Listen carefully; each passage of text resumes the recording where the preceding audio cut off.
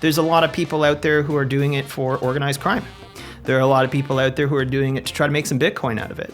And there are some people who just do it to ruin people's day for fun because they're trolls and they're terrible like that. And, you may not have a target on your back because you may not be trucking something that's super dangerous or risky, and you may not have tons of confidential data in your organization, or maybe you do. But even if you don't, these people are out there knocking on doors trying to pull the door handle, figure out if they can get in. And once they get in, they just go to town. You're listening to Freight Famous, presented by Rose Rocket, bringing you the people that make trucking move. From behind the scenes into the limelight. Here's your host, Justin Bailie.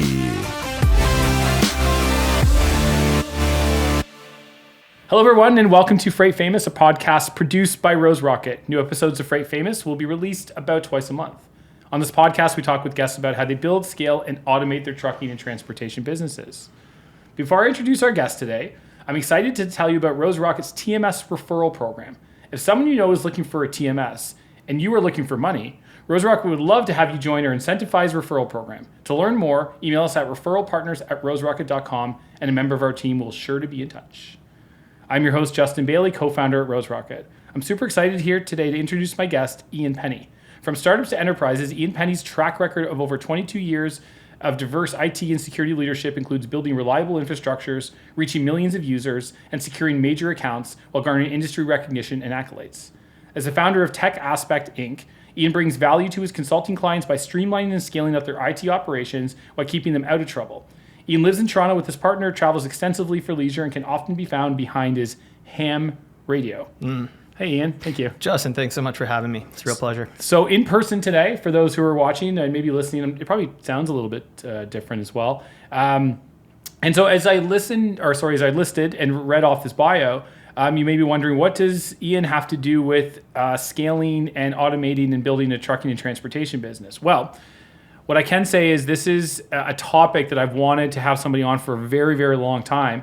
And what we want to talk about today is cybersecurity, cyber attacks, ransomware, the future of these types of things. I think as the businesses and your business is becoming more and more technically enabled, but although technically dependent, the security behind it and the infrastructure behind it and the safety as an extension or lack thereof, I think is still tremendously overlooked today. And so I think today we want to do a bit of a crash course on how to think about these things, how to make these top of mind, and maybe how to help them inform some of your buying decisions or some of your infrastructure software, implementation decisions. So that was a mouthful, but follow along and we'll make this clean. So Ian, I'd love to just kind of get a handle on how does one become an expert in this, I think to most people, very complex and confusing space. It is a complex and confusing space. And, one size doesn't fit all for any kind of company in any industry, but cybersecurity applies to everybody. Because obviously there are threats out there and they don't really care who they're trying to ruin people's day, right? They just try to go for everybody. So how do you get involved in this? Well, I started in film and television first, actually, in Newfoundland, where I'm from. That was about 22 years ago. I spent 5 years doing that. And since then, I've worked for companies large and small. I've worked for major banks. I've worked for major phone companies. I've worked for a public broadcaster. And most of that has been taking care of the IT in one capacity or another, whatever I can get my hands into. And it's a constant worry for us in IT, and it is really complicated. So I think what I'd love to talk about with you a bit today is the stuff that does apply to everybody's business, because I think that a lot of people think about security as if it's like something out of the movies, like there's a hacker in the corner and he's got a slick haircut and a trench coat and he's trying to get into the Matrix or something. That's not what it is. There's a lot of people out there who are doing it for organized crime. There are a lot of people out there who are doing it to try to make some Bitcoin out of it. And there are some people who just do it to ruin people's day for fun because they're trolls and they're terrible like that. And, you may not have a target on your back because you may not be trucking something that's super dangerous or risky, and you may not have tons of confidential data in your organization, or maybe you do. But even if you don't, these people are out there knocking on doors trying to pull the door handle, figure out if they can get in. And once they get in, they just go to town. So I think just to there's a term I'm trying to think of that I can't, but I think what are some of if I'm a sort of a small to mid-sized business, what are some of the more common things that I might be exposed to either knowingly or unknowingly? I hear about ransomware a lot. I hear about... And what is ransomware? Oh, please. Yeah, so ransomware is where someone gets access to your systems and you've got data probably on like a computer on your desk or maybe even on your laptop. And once they realize that you've got something valuable that you don't want to lose, right? They go and they scramble it. And they scramble it in a way that unless you pay them a ransom, they won't give you the keys back to your own kingdom. So what do they want? They want some Bitcoin from you, right? I've heard of law firms this has happened to. I've even heard of hospitals. Like, can you imagine being so evil that you would ransom a children's hospital? That happened recently in Ontario, in fact. So they're indiscriminate about who they go for. And that's just one part of that threat landscape, but I think it's one of the most common ones. The other thing, and one of the ways that they get in, we would call that a vector in security terms. One of the ways that they get in is phishing, right? They'll send you an email with a link. It's becoming more and more convincing. It's looking like it's from your bank, and it's looking like something that's right up your alley and you're in business to do. And you click on that link, and it might say something like, you need to change your password. So when you change the password, what's the first thing that they ask you when you change your password? What's your old password? So now they've got it. So these are two incredibly common threat vectors that we see like throughout all industries. It doesn't even matter what you're doing. You're going to be, exposed to some of this, right? And then how does I guess just to kind of jump in the sort of the brass tacks of that. So how does a company, again, a modest-sized company, protect against something like that? Yeah, I think we could get into probably 7 or 8 things in this conversation that you can do. And, none of them really involve being a super nerd tech expert security guy. A lot of this is common sense stuff. So through watching the podcast and, listening to people like Brent and people like Eric, Eric was on here talking about the sort of $10 million nuclear lawsuits and stuff. And I can see that there's a lot in the industry that keeps people up. But in listening to some of the other stuff on the podcast, it's clear that trucking has like a safety culture, right? And it's probably, and again, this isn't my real field of expertise, security and IT is, but it seems to me like it's probably regulated, like as in you have to do certain safety things as a trucking company or a freight hauler or anything like that. So why aren't we doing that for security, right? It's like these entrepreneurs already understand how to get people on their team to do what needs to be done to keep the company safe. So where does that start? Like, where does safety culture start? I'll ask you honestly, right? Yeah, I think it is. I think maybe just to kind of like, I'll tweak that question a bit. I think what makes cybersecurity harder to contemplate and to manage against, I think, is a lack of knowledge. Awareness. And I think also it's tricky because it's relatively new. And it's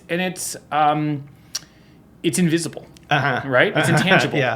So you can see a truck that's brakes are failing or a driver who's not wearing proper protective footwear, and I'm probably not picking the right examples here. No. But I think these are the things that I think are keeping people from thinking more critically about cybersecurity. And I think in a lot of cases too, in trucking, there's been an accident that they know about. And I think that they haven't been hacked before. Yeah. They may have heard of somebody doing it, but I think even the idea of that still feels, I think everybody listening to this can think of an example of a company they heard of that has been quote unquote hacked.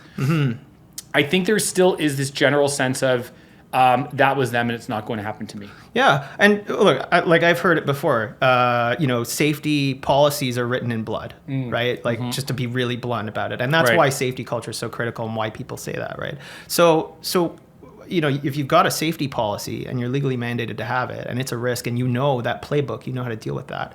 Where's your IT policy? So that's number one, right? Just get an IT policy. Well, how do you do that? You could go to ChatGPT and get the AI to just write one for you. It'll probably do not a terrible job, but just to have something to start with, right? What does that look like? Like just an example of like a super lightweight thing. So, good passwords. Don't leave your laptop unattended. seems like common sense Yes, stuff, right? I mean, we could go deeper, and I do Sure. want to get into some of those.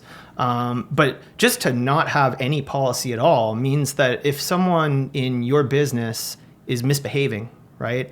Well, you can't really blame them, Right. Because you didn't set the rules, you didn't set the boundaries, and you didn't tell people, right? And I'm sure there are, people out there in trucking companies who, if someone was misbehaving in terms of safety, bye-bye, Yeah. right? That's the consequence to our jobs if we don't do them correctly and we don't regard safety. So we want to regard security as well, because while I'm lucky enough to have worked in a lot of time-sensitive and time-critical and uptime-critical businesses, I do actually consider myself lucky that I've never been on the other end of a computer that meant life or death Right. for somebody, right? Like when you're in air traffic safety or, something like that, or, medicine or a hospital or something, like they teach you in computer science that these things can have consequences.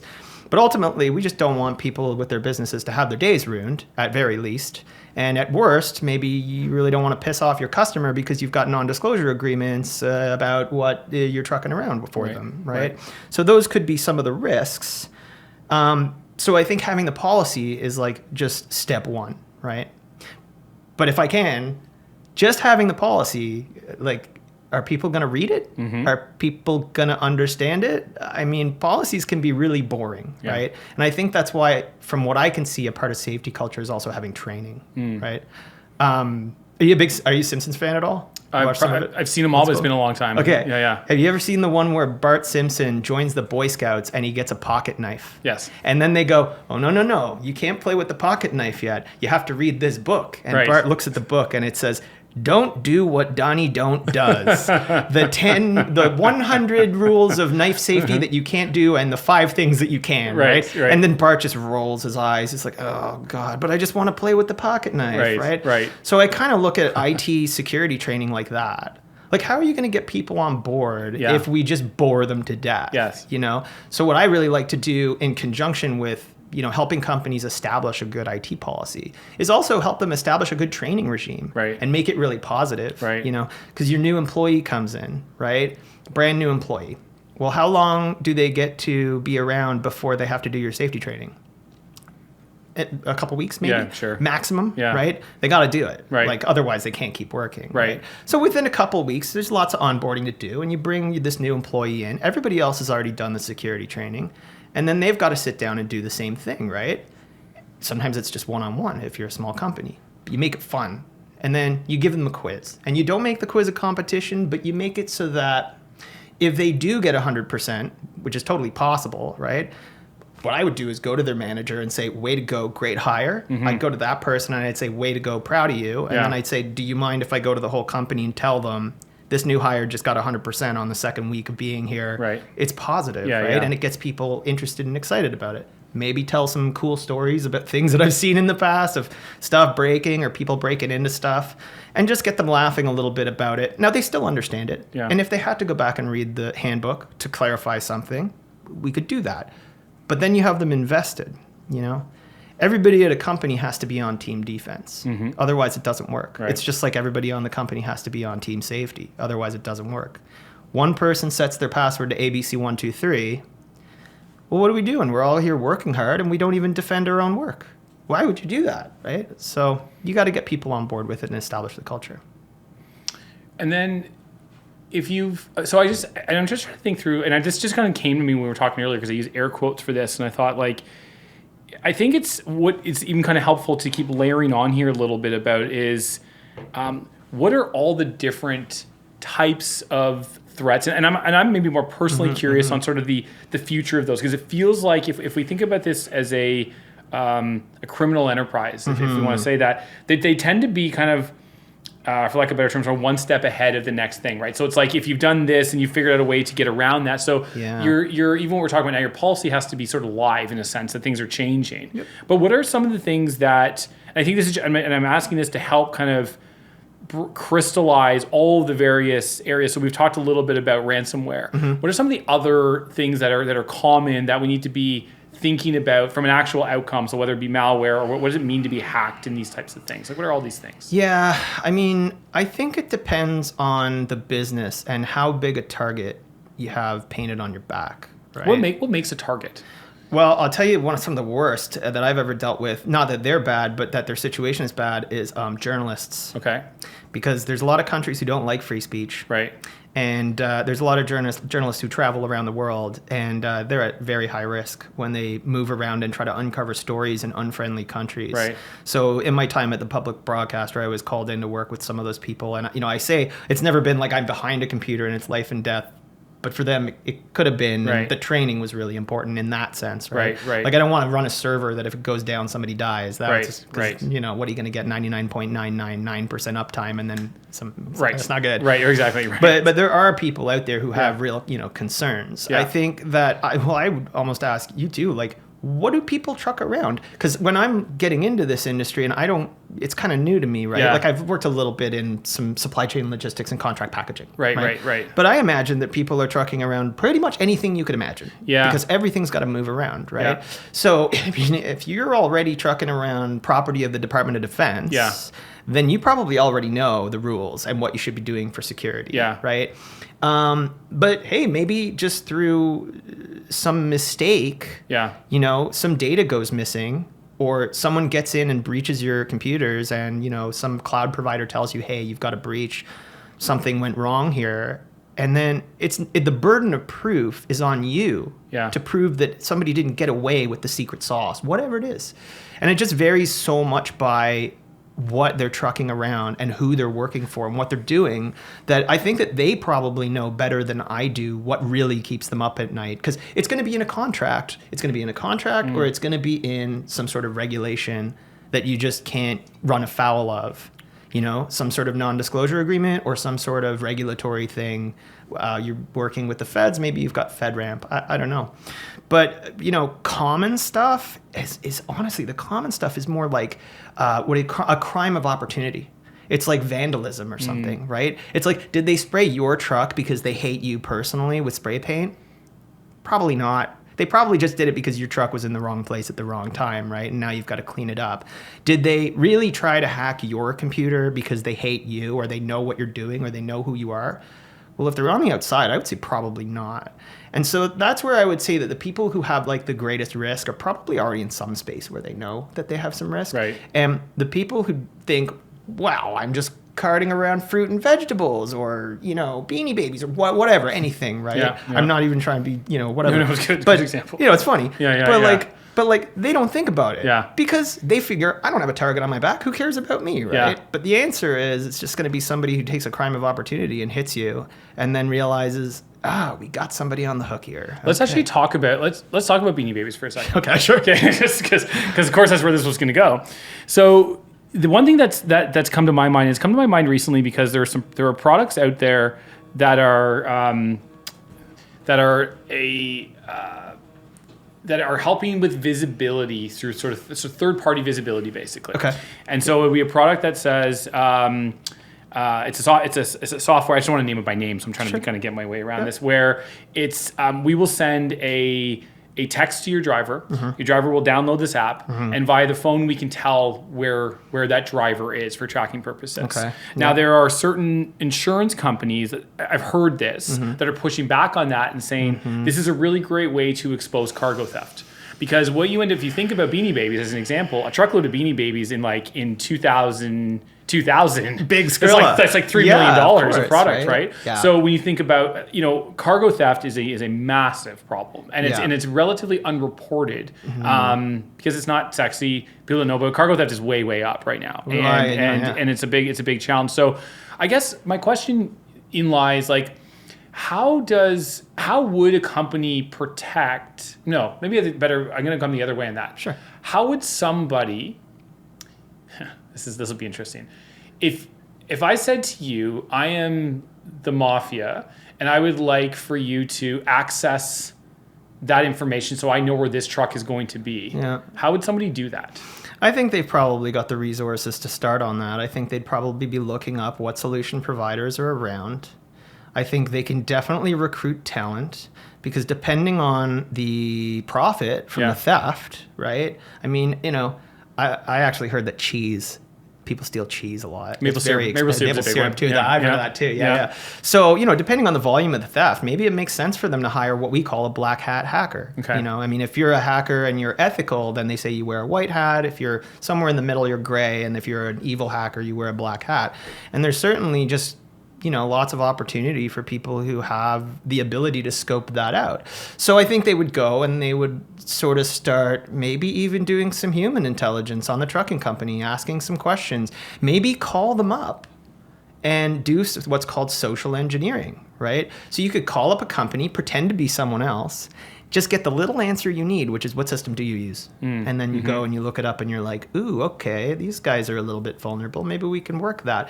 Now, I think that's a very dramatic story. Sure, of course. Right? Yeah. And I think that, of course, like if somebody was to do it, it would be like a big heist and it would make the news, Sure. or maybe not, But I just don't think it's as common as Right. you might think, right? I think it's really interesting, and I think there's definitely the capacity for that to happen. Yeah. And certainly, like where some organized crime can find a way. I mean, they might well try, depending on the payout, right?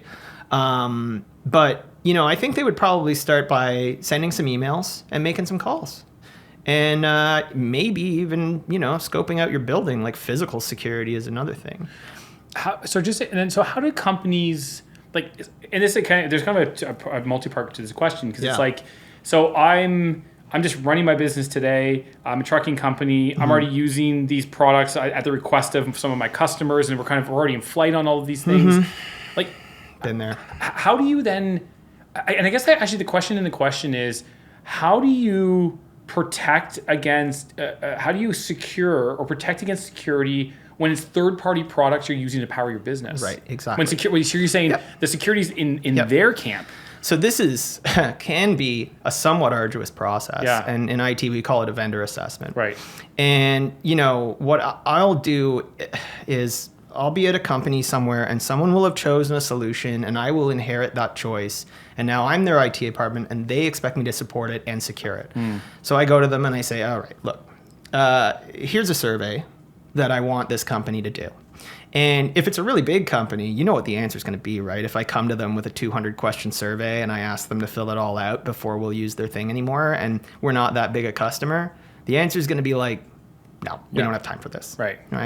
So then what else can I do? I'm looking at doing a vendor assessment. Okay, well, did they do any audits? I mean, if you're looking at a bank, you want them to have a financial audit that says that everything's on the up and up and they're not just losing money and somebody's not going to walk out of the bank with the money, right? Any kind of audit, right? Same deal. An IT audit, same deal. I mean, you can hire a third-party company, and I'm talking from the perspective of the software provider now, right? Yep. So you can hire a third-party company like, I don't need to name them, but big companies with 3 letters in their names that do lots of financial auditing, or 4 letters in their names, you know the one. Yeah. So they also do IT audits. They'll come in, they'll charge you an enormous amount of money. I mean, usually for a start, it's going to be at least 6 figures. And they're going to do a pre-assessment to see how ready you are. And they're going to look at everything that you do. Not just like what servers do you use or do you have good passwords, but like, do you have a plan if somebody gets a laptop stolen? Do you have a phone number that people can call in an IT security emergency? There's literally that 200-point question I talked about is sort of like a system of control, they call it, right? And you have to have all that. So if you pass an audit, because I've been also working in sort of solutions engineering space before, and I've had to talk to the vice presidents of IT for giant companies where if I told you their name, everybody would definitely know who they are. And in this particular engagement, we didn't have like an audit, so I had to basically give them my word. Now, I apparently can be pretty convincing, so that was good enough for them. But later we pursued this audit and we got this certification so that it unblocked the sales cycle and it made it easier for companies to come to us and say, we want to be your customer. We know you're secure. You've got the badge. You've got the certificate. You're doing the right things. Now that's a yearly process, as you may know, right? Yeah. You got to redo that over and over again. But that to me would be a really good sign. I mean, I think in your industry, there's got to be like ISO 9001, 27001. There's some other controls. I mean, from a technical perspective, it's obviously SOC 2, and that's kind of the same, as across the board. In the trucking industry, rather, there's going to be ISO standards that like some trucking companies are going to follow, right? Of course, and if somebody has a lot of freight and they're looking at you as a big potential, vendor, they're going to want to know that you're ISO certified, right? Well, same deal here. I mean, it's just, instead of being about trucking, it's about IT, and it's just got a different name. Right. Yeah. So I guess it's, I'm largely still trying to get, I think I'm just trying to think through the various places that companies are exposed and not knowing it, are going to be exposed into the future. And maybe that's the question here. It's like, what's the next evolution of this? What's the evolution? Like, where are we going with all of this? So, I mean, I think it's here literally today. There's a giant company on the internet called Cloudflare, and essentially they run a large portion of the internet. They make sure the traffic gets there. They're kind of like the logistic network for data on the internet, right? And they have this great overhead view of what's going on the internet. Just this morning, they came out with a report on phishing, malware, people trying to spoof emails. And they went into heavy detail about what's happening, and it's just becoming so much more sophisticated, especially in terms of like, I think I hate to say it, but I think they're using like AI to try and make things that are more personalized for you. Because if you're an attacker and you've got 100 companies that you want to try to attack, right? And then I've got to think about company number 1. Okay, well, what do they do? All right, what am I going to say to them? What am I going to say to them, right? And then I draft one email. Okay, company number 2. It's just like being a salesperson, right? Well, what if you just give the AI like 100 companies, their basic information, and then say, hey, can you write me like 100 spoofed emails to 100 different companies? People are using AI to scale up all kinds of things, and I think they're using it to scale up their attacks. And it still becomes one of those crimes of opportunities because they're like spraying and praying all over the internet. They can spray so much wider, so much quicker. But now they're so much faster, that they can get out there. So I think that's one really worrisome thing. I went to a security conference even quite a few years ago now. This is why I say the future is here. And this great guy, Waterloo grad, was talking about the CAN bus in cars, right? Like sometimes insurance companies will give you a little dongle, you stick it in your car, and then you get better rates, right? But what do they get out of that little port? Like they get everything, like literally everything, right? So now we see that people are doing rampant auto theft using like wireless devices to copy keys, right? So I don't have a whole lot of confidence yet in the auto industry as a whole, because their model for putting IT together has been, they've got components from like 100 different sources, 100 different kinds of chips. They all speak the same language, and there's no real unified security around the car. And they've been working in a model where they just integrate everything all the time. Now, Tesla are one of the only companies who's taken it from the ground up, and they own all of their IT pretty much. They don't really outsource any of their little components of IT, right? But because these companies have been sort of scattershot about their technology strategy, and we're not talking about small companies here, we're talking about the big car companies. And there aren't many small car manufacturers. And because they've been sort of scattershot about their tech strategies, and it's really been car first, tech second, well, then it's really hard to do IT security in a tech second world, isn't it, right? So that, I think, is kind of worrying. I think that there's some kind of funny applications of this that are not going to sound as funny to some of your podcast viewers and listeners, which is, if you haven't seen, like I think in California, they have self-driving cars now that are like taxis that you can just call, and people are just putting a road cone on the hood. And that stops the car in its tracks, and it can't go anywhere until somebody from the company comes and rescues it, because it thinks that the road cone is right there on the hood of the car, right? So, I mean, that's a funny prank, kind of. I mean, they are interfering with traffic safety, so there's probably somebody who could argue that that's not funny, right? And I get that. But if that's just a crime of opportunity where people are being jokers, imagine what people could do if they were focused. And I don't have any specific examples about that yet, because I think the industry of self-driving everything, especially freight, is so nascent that we haven't really seen it yet. So what I think would be really good is to see a lot of regulatory on top of that, and not for the operators necessarily. I don't know that it's necessarily 100% their problem. I think it's for the manufacturers. Yeah. I think they really need to have a microscope applied to them about what they're doing in terms of safety and security, because now those two worlds are really, they're mixing together. Right. I guess when I think about autonomous, and we talked a little bit about this off air, it's like, would there be a way, and the answer is probably yes, but you think about autonomous trucks, like we're going to call them hackers for the sake of just generalizing. Yep. Can they get into systems and then operate them on your behalf? Can they take over almost in a screen share mode? So somebody gets in, is that a thing that will happen? Yeah. And to put it in perspective, like I was sort of talking about, the target on your back, right? When we're doing IT security, we always basically do like a cost benefit analysis, right, or like, a threat risk analysis is sometimes what we call it. And it's like, well, okay, if there's no threat, but there might be a little risk, then maybe that little risk is tolerable depending on the consequences. Right. You know what I mean?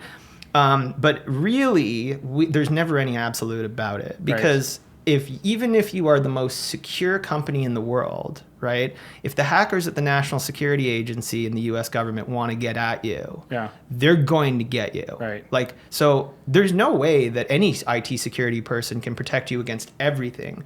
But does the NSA care about hacking your truck and turning it into, like a weapon or a, flying vehicle that's going at someone? No, they probably don't, right? Do other foreign governments? Maybe. Yeah. Like, hard to say. Could be, depending on what's in the truck and where it's going, right? So I think that there's a really high bar of security and safety in terms of, self-driving vehicles. And I don't know that bar is necessarily being met yet. Like, I wouldn't go and slander any particular car company or manufacturer and say that they're not doing their jobs, but I think that the technology needs to mature very far. And I think that someone on the podcast was talking about, safe miles, right? Like, how many safe miles does this have? And does it even come close to comparing with people? And that safe mile thing about self-driving, trucks is probably more about safe miles without any threats to the infrastructure and the IT in them. Now, if somebody's listening to this and you know a lot about this and you want to hit me up and you want to teach me all about how rigorous the industry is and how amazing it is, it's not my ballpark, but I'd be really interested to hear about the kind of controls and tests that they're using to make sure that this kind of stuff doesn't happen. But to me, there's always a threat. It's just whether or not the threat cares enough to go for it. Yeah. So what do you do if you get, I guess this matters on what kind of hack, but like if you get hacked, what should you do? Okay. There's a, let's do the ransomware one. Okay. Well, we can do a specific and then I'll talk about the general. Yeah. Okay. So if you got hacked with some sort of ransomware thing, they encrypt all your data, and then they tell you, well, we're not going to decrypt it unless you pay us the ransom. Which is usually how much? It varies. I think that sometimes they're smart enough to know who they're hitting. In one case, I know of a law firm that got hit, and all of their cases were just paralyzed, right, all of a sudden. And they had a lot of legal duty to make sure that this didn't happen. So I think the ideal scenario, if you were prepared, right, would be that you just go and say, ignore that email, shut that system down, make sure they can't get back in the door, and then go to your backups and restore the backup. Mm-hmm. And then you just hustle on, right? That would be the ideal scenario, but that would require that you had prepared and had backups, and probably require that you had prepared and had an incident management plan, which for some small businesses is a lot to ask, right? I think calling a professional is not a bad idea. I'm not going to say don't pay the ransom, because there are going to be cases where people have to, and they just do. And it sucks to make it profitable for people who are doing this. But in some cases, whatever's going on is so mission critical or life and limb that you just have to pay the ransom. If it was a large company that this happened to, I would be disappointed, because I think at a certain size, you have enough time to consult with IT experts. Like if if you've got 100 people in your company, one of them should probably be an IT expert, right? And they're going to tell you like, okay, we need to prepare. We need to make sure we have a disaster recovery plan. Because it might not even just be a hacker. It might just be some sort of disaster that happens to your company. Maybe the building catches on fire, or maybe there's a flood or anything, right? And handling either incident is the same in a way. It's just in one incident, you have a threat that is human and persistent.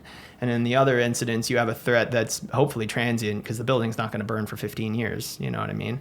But it still could be just as devastating. Yeah, for sure. So you want to have that point. plan as a bigger organization. If you're a smaller organization, I think probably part of the best plan would be to outsource to trusted partners. Yeah. Because if you're a company of 5 people and you have, for reasons that are outside of some sort of compliance, and you have like a server room with server racks in this day and age, and you're like 5 people, you better be an IT company, because I don't know why, like, or you must have some sort of compliance issue that you've got to address there. And even then, like 5 people aren't going to be able to manage that kind of like on-premises infrastructure unless you are absolutely beholden to do it by your main customer that's paying all the bills, right? Sure. And even then, you should probably outsource some IT team to handle it, right? Right. But you could go for a trusted partner. Look, I use Gmail. Yeah. Right. Why do I use Gmail? I've set up mail servers before, back in the late 90s, early 2000s. I've set up email systems completely independent of Google or anything else, even before Google was a thing. But I don't run my own email server. Right. I just let Google do it because Google's secure. I can trust them. They're fine, right? So, I mean, if you're looking at, your entire business, and worst case scenario for this, back to the ransomware, right? Say your entire business is in Microsoft Excel sitting on a laptop. I can think of a lot of things that could go wrong there. Right. Like a lot of things, right? And so that's probably not something that I would advise people to do. I would say go find a better solution that's online, somebody that you can trust for reasons that we talked about with the SOC 2 audits and the, certifications and stuff. And then, bring your data to them if you can, if you're not precluded from doing it, and then get some sleep. Don't worry about it. Because if you only use websites on your laptop, like only websites, you don't have anything downloaded, and maybe you even set your browser to log you off when you're done or shut down or whatever, right? And you lose that laptop and you're 100% confident that you don't have any data on it, you're fine. Yeah. And one of the most common things that's happened in security for me that's really frustrating, and people getting laptops stolen or losing laptops. And it's really not always their fault. It's just if you have 100 laptops in a company, one is going to go missing. And all I want to know is that it doesn't mean anything to anyone. Right. That nobody can get any data off it, and that any data that was on it, we have it. We already have it, and we can just go on working, right? So that's the ideal for ransomware, is to know that even if they manage to, do the ransomware thing, they probably, hopefully, they didn't download it. A lot of times the reason that they scramble the data on your laptop and then give you the keys is because they're not really interested in stealing the data. They're just interested in handling it for ransom. Now, you can't necessarily assume that, but for the most part, it probably is, right? So if you have backups and everything is in the cloud and you don't care, oh, well, they scrambled my desktop wallpaper. Oh no. Right. Yeah. Who cares, right? Yeah. So there are strategies that you could go with, but I think it's all about prevention. Yeah. Like once it happens, and then it's taking you away from your core business as well. So I think if you're in that scenario, you really need to reach out to a security professional and start getting some serious advice on what to do next for lack of that preparation. And if now is the time to prepare. If you haven't thought about it, I think it's a good time to think about it. Do remote teams offer any advantage, disadvantage to this, or is it relatively a moot point? Remote teams, in my experience, kind of offer a little bit of a disadvantage because there's the logistics of onboarding and offboarding people in a company where they don't work in an office. So how do you get them their laptop? And then when they leave the company, how do you get the laptop back? And is it secured in transit, right? Like I worked in places where I personally wouldn't trust package delivery companies to make sure that laptop got to where it's supposed to go. And again, the burden of proof is on me. So if it just goes missing and they go, we don't know where it went, then I really need to know that that machine is a brick to anybody who doesn't work at our company. And there's a lot of tech that you can put into that. And I'm not going to necessarily get into all that today because I don't think it really appeals to your audience. But in short, remote work opens up a lot of problems because you have to move laptops around. And you have sort of less oversight over what people are doing locally on their computer, right? You probably know on your computer you have this thing called mobile device management, which kind of takes care of a lot of that, right? But yeah, remote work offers its own challenges. Although, remote work is sometimes great because not having a physical central office where people are can be kind of a physical strength, right? I mean, I worked at a place where it's actually here in Toronto where they got broken into in their office and someone left a bunch of laptops in a drawer in a filing cabinet and they all got stolen. Right. So, because they were all in one place. Yeah, right? yeah. And of course that thief was like, hey, this is an office. I bet they have lots of tech. So they came in and what did they grab? They grabbed the smallest, lightest tech they could make away with, which is like 10 laptops or something. Luckily, these people didn't have a whole lot of problems with that in terms of what data was on it. Right. It was sort of before I got there. But it happens. So when you're working, again, in security, you're always doing this dance of like risk, reward, threat model. How does this size up? Because like as exciting as, not necessarily the people who get hacked, but like as exciting as these stories are about, oh my God, a big hack job, right? I mean, it's obviously not fun for them and not fun for their IT admins, but oftentimes it's really more something common that people don't really think of. And, I think if I really want to give something to your listeners today, it's that, there's like 8 things that you could totally do right now that would vastly improve your company's security and put you in great stead to resist most of the weather out there. Hit them. What are the 8? Okay. I had to take notes because I had to really think I'm about like, I'm excited. Okay, so we already covered policy, okay. Right? Get an IT policy. Yeah. And that policy should say a couple of obvious things. But once you do it, you're going to have to train people so that you have a security culture, right? So what should the policy say? Well, the policy should definitely say that people have to have good passwords, right? So number 3 on the list, since we've done 1 and 2, is good passwords. How do you do that? 1Password. Ever heard of it? It's a password manager. Yes. You have it on your phone. It takes your fingerprint or your face print, and then instead of you having to type your password or remember your password, it just punches it in for you. But it's secure on your phone because unless you're you can't get at it, right? So let's hold on. And just shout out to 1Password, a good Toronto company. Yeah. Okay, so let's break this down. So number 1 is get a policy. Get policy. Number 2. Number 2, train people. Number 3, passwords. And lead that by example too. Right. Don't be the guy with ABC123 or your cat's name or anything like that. I don't know any of my passwords. Right. Like I know like 2 or 3 of them. Right, because 1Password has manages them it. all. Right. So manage passwords. Yeah. Yep. Number 4, update your software. Okay. When you, like your phone, right? Yeah. When your phone screams at you and says there's a software update, please apply it. Yeah. Do not delay that because like Apple and Google are investing like billions of dollars trying to get ahead of these people out there who are sophisticated. Yes. And updating your software is like critically important to do right away. And I think that's a good call out because I think a lot of people presume that the updating software is maybe a UI change. Yeah. And they're not understanding that there's a lot of patches that are going on.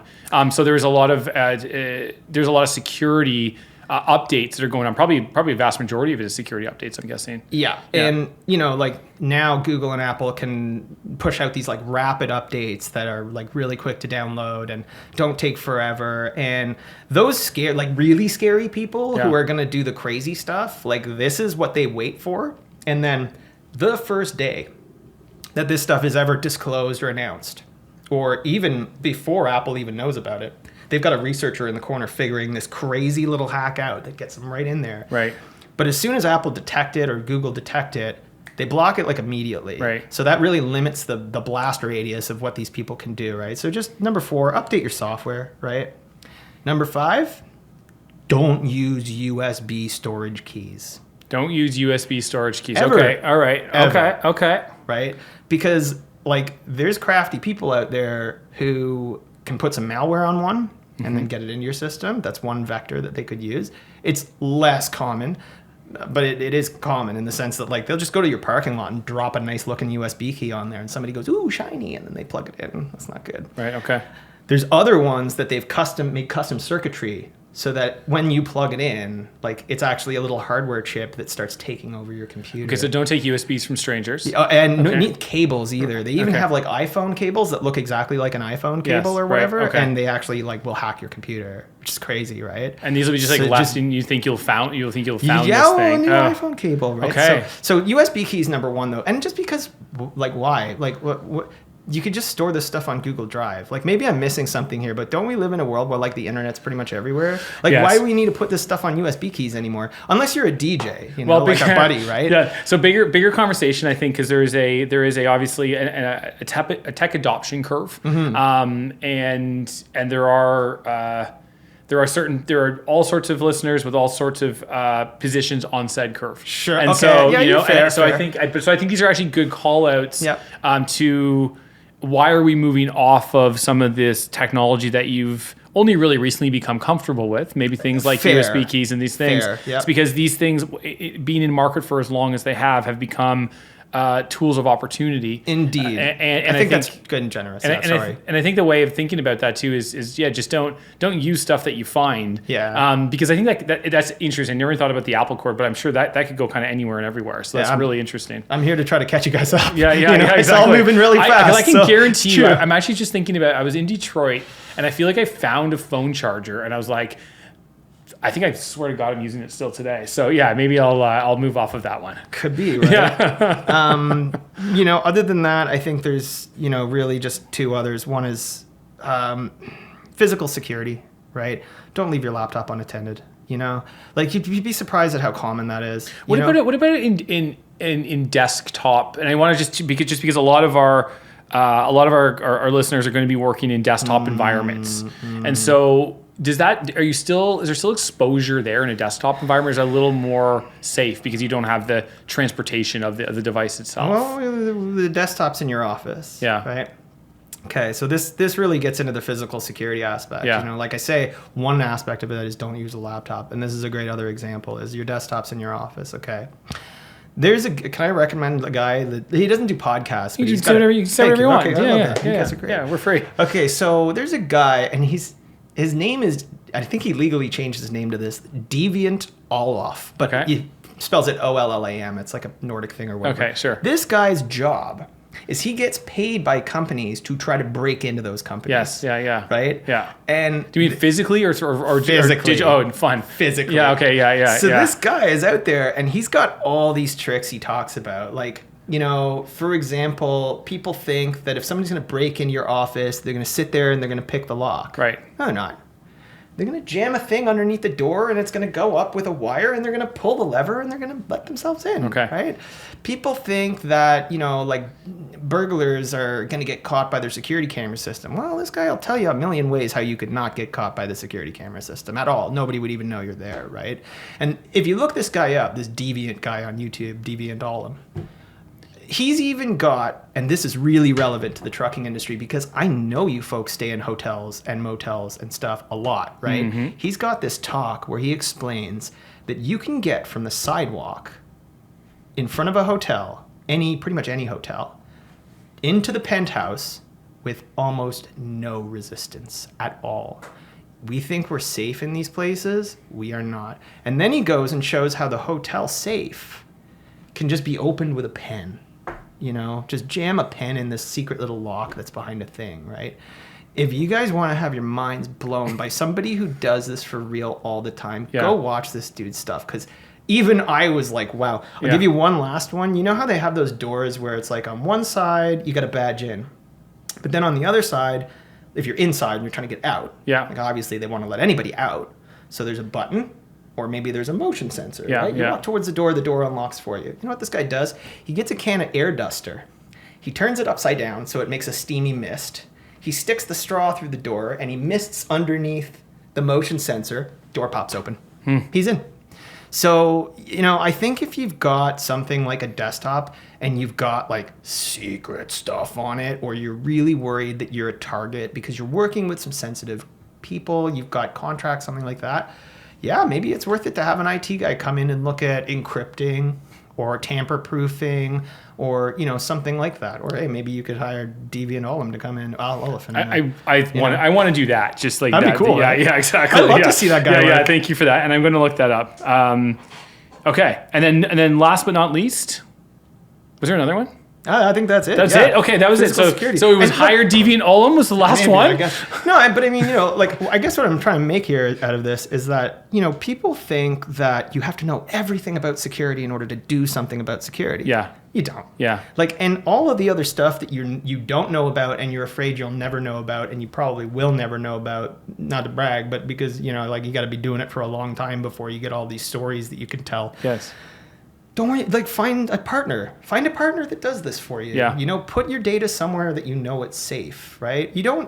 Not everybody keeps their money under their mattress, right? We keep money in a bank. Yeah. Because we know the bank is safe, right? So IT's not even very different. You just want to find a partner that you can trust, probably someone who has a bunch of certifications behind their name that says that they're really good at security. And then go with that and put that important data there. Because then you can sleep at night. Your money isn't under your mattress or kicking around at your office or something like that. So, Ian, that was super, super interesting. I think I learned a ton there, and I think this is really, really relevant and useful info. Where can the world find out about you and your company? Sure. So my website is stackaspect.com.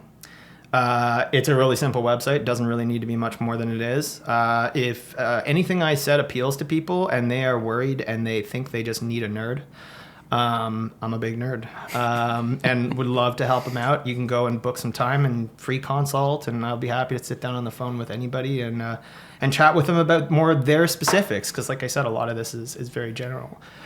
I do have one question for you, though. Yes, please. Being a ham radio guy, I have to ask. Yeah. Do people still use CB radios in the trucking industry a lot? I wish I knew the answer to that because I'm not inside the trucks, but I'm going to say probably not. No? Okay. I think they're using more rugged devices and these types of things. Cool. I'm sure they exist somewhere out there, Yeah. but probably more so in a